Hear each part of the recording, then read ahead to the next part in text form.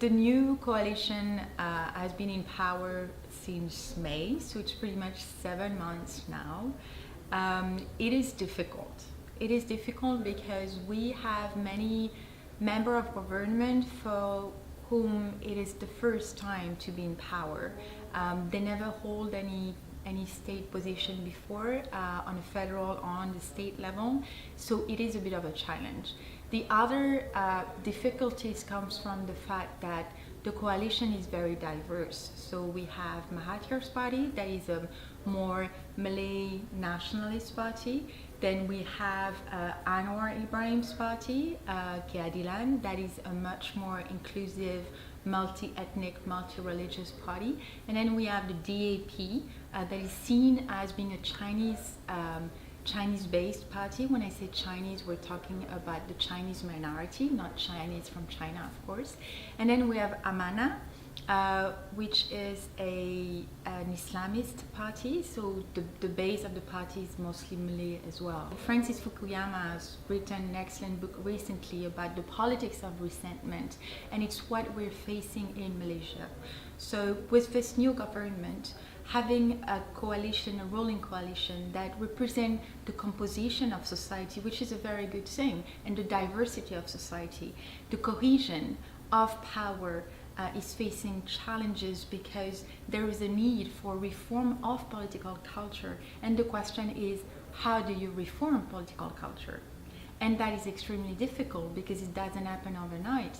So this comes from education, this comes from changing the way of doing politics.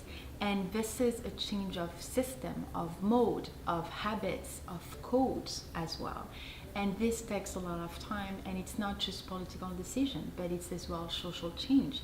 So there are push in society for those changes, but it seems that some part of the government and some part of the state as civil servant are resisting this change. The way of leading for Mahathir is new as well, because he used to be a very strong leader, as we mentioned before, a very strong man who pretty much ruled alone, and now he has to rule in a coalition, and he's not used to this democratic exercise as well. So I think a lot of people have to learn new ways of making politics and doing politics, and it's taking time, and they don't have that time.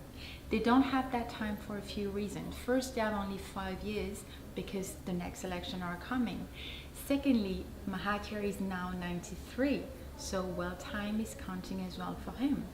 Third, Mahathir has been elected on the promise that within 2 years he will hand power to Anwar Ibrahim, who is the leader of the real, if I may say, the real leader of the opposition, who was in jail at the time of the election since 2015 on political constructed charges of sodomy, and he was released 1 week after election.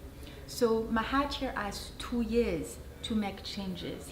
So there is a long way to go, and of course the government needs more time to prove its worth. But there are a lot of challenges that were expected, of course. But I think some reforms should be pushed a little bit further and a little bit faster. That's for sure.